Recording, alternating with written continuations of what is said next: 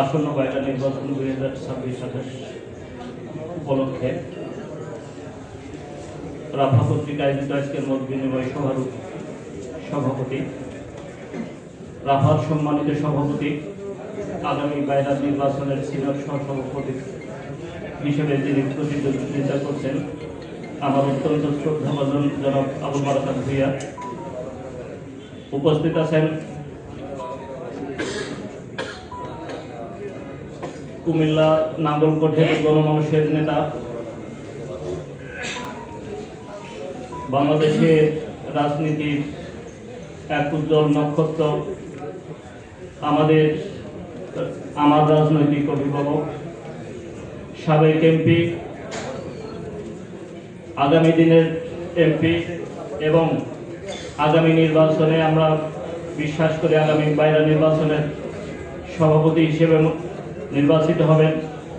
আজকের অনুষ্ঠানের প্রধান অতিথি জনাব আব্দুল গফুর ভূঁইয়া। উপস্থিত আছেন বাইরার ইতিহাসে অলরেডি যিনি ইতিহাস গড়েছেন, পাঁচবার মহাসচিব হিসেবে নির্বাচিত হয়েছেন, অত্যন্ত দক্ষ, জ্ঞানী, প্রজ্ঞাবান ব্যক্তিত্ব, আমার অত্যন্ত শ্রদ্ধাভাজন জনাব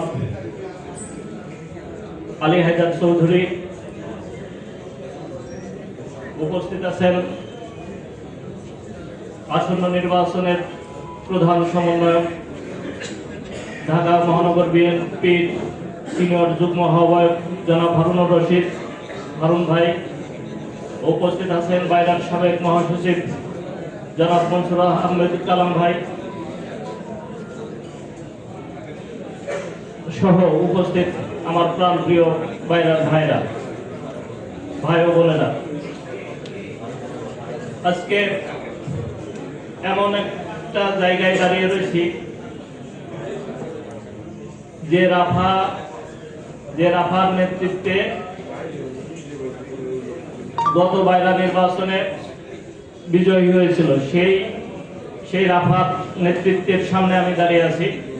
আমি বিশ্বাস করি আপনাদের বিগত দিনের অভিজ্ঞতা,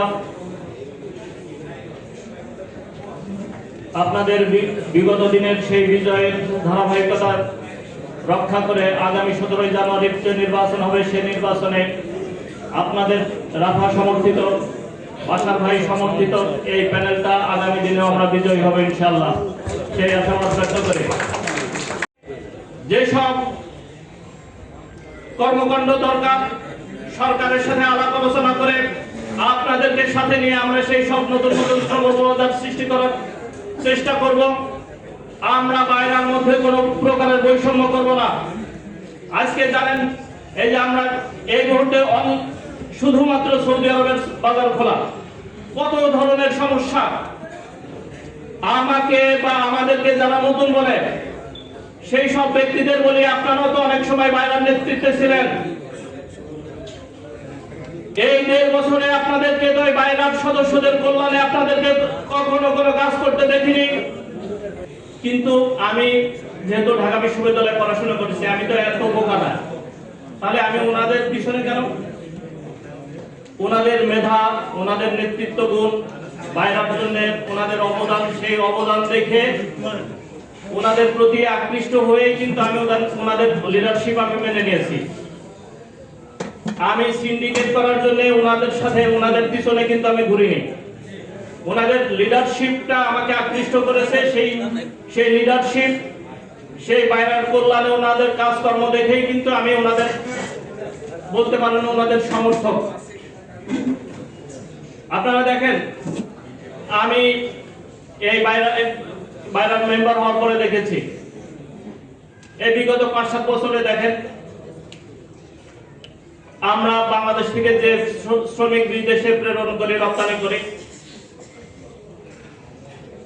এই 5-7 বছরে মূলত 2টা দেশ, একটা হচ্ছে সৌদি আরব, একটা মালয়েশিয়া।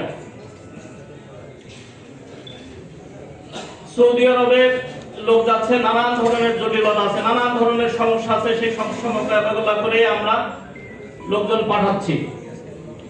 আর মালয়েশিয়া আপনারা দেখেছেন এই মালয়েশিয়াকে বন্ধ করার জন্য মন্ত্রণালয় সরকারের কাছে চিঠি দেওয়া হয়েছে যে মালয়েশিয়া একটা পক্ষ একটা চক্র এরা চিঠি দিয়েছে, আরো 1 বছর আগে থেকে চিঠি দিয়েছে যে মালয়েশিয়ার বাজার যাতে উন্মুক্ত না হয়। আমি রুহুল আমিন স্বপন সাহেবকে এই জন্য শ্রদ্ধা করি যে ওনাদের কারণেই কিন্তু এই 2 দফায় প্রায় 8 লক্ষ লোক গিয়েছে। এখন যে ব্যক্তি যারা বিদেশে লক্ষ লক্ষ লোক পাঠানোর রাস্তা তৈরি করে দিবে, যারা শ্রমিকদের কর্মসংস্থানের ব্যবস্থা করে দিবে, যারা 5-7 লক্ষ ফ্যামিলির ইনকামের ব্যবস্থা করে দিবে, সে কোন ব্যক্তি করে দিবে এটা আমার কাছে বিবেচ্য বিষয় নাই। যে ব্যক্তি করে দিবে আমি সেই ব্যক্তির নেতৃত্ব মেনে নেব। আর যে ব্যক্তিরা এই মার্কেট বন্ধ করার জন্য চক্রান্ত করবে, সেই চক্রান্তকারীদের বিরুদ্ধে আমরা রুখে দাঁড়াবো, রাজপথে হোক আর যেখানে হোক। আমরা সেই চক্রান্তকারীদেরকে আমরা কোনোভাবেই সাপোর্ট করতে পারি না।